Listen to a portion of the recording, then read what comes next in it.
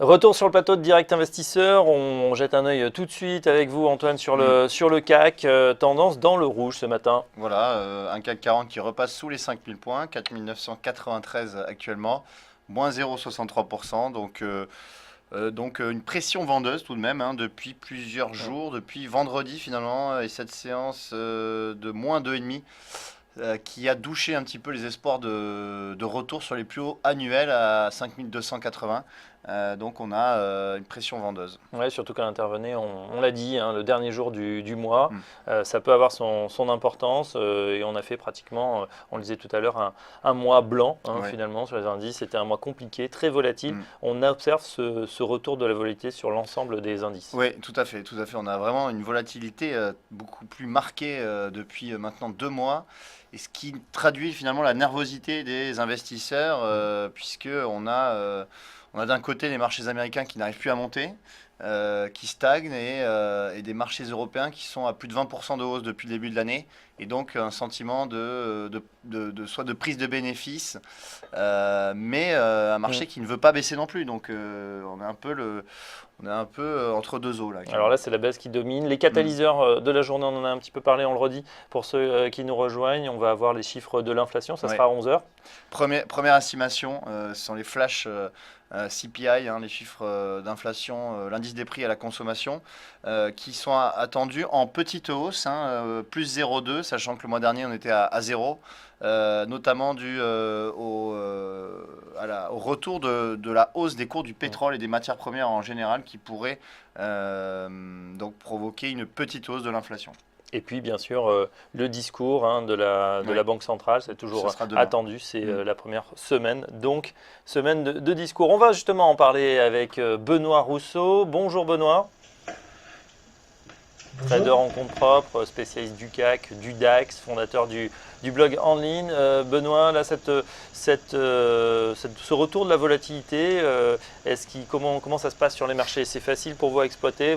Vous êtes positionné plutôt à la baisse sur ces marchés? Alors oui, on a un retour de la volatilité, il faut se positionner un petit peu à la baisse, mais là il faut faire attention parce qu'on arrive sur des niveaux planchers. Donc là je suis attentif, je serai pour voir si on va casser ces niveaux, ces supports planchers, ou au contraire si on va rebondir dessus. Pour vous donner un ordre d'idée, ce matin j'ai fait un trade, alors que d'habitude j'en fais 25 ou 30.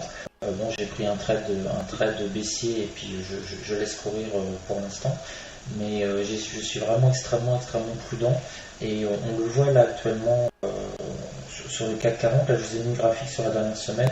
On est en train de tester les niveaux bas de vendredi, de lundi. Donc là j'essaie de voir si on rebondit éventuellement sur ces niveaux bas. Alors ces niveaux bas sur le CAC 40 c'est 4988, 4990, là on est pile dessus.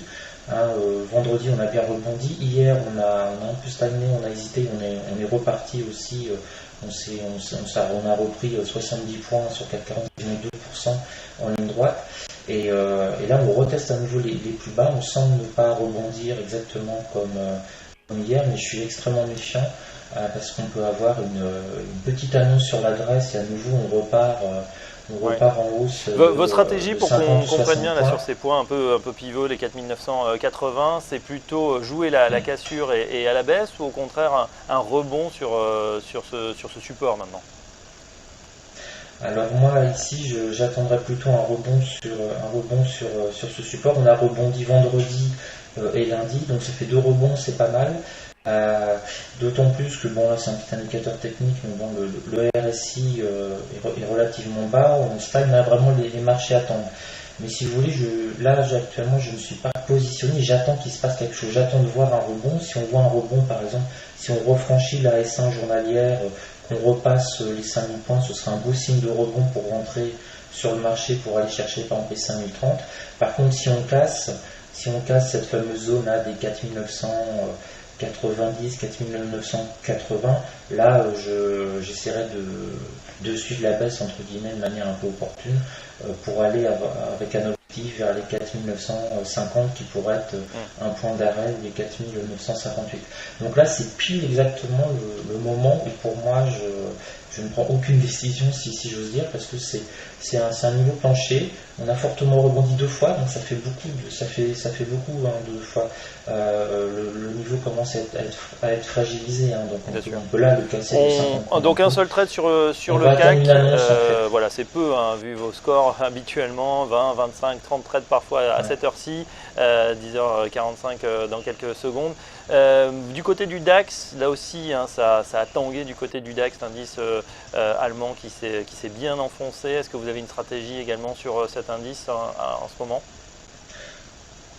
Ouais, alors la stratégie sur le DAX, c'est de scalper à peu près tous les niveaux intéressants. Après, je vais vous mettre sur les 48 heures. Les niveaux intéressants, c'est vraiment du trading très court terme, de type quelques secondes ou quelques minutes. Là, ce qui est actuellement intéressant, c'est ce niveau des 11 350 qu'on est en train de travailler. Voilà. Donc là, je vous mets en 1 minute. Donc systématiquement, là on voit, on commence à avoir un range qui se construit, hein, depuis 10h15, donc ça fait une petite demi-heure. Donc j'essaie d'acheter systématiquement sur le range bas. Donc le range bas, pour moi, maintenant il est défini entre 25 et 30.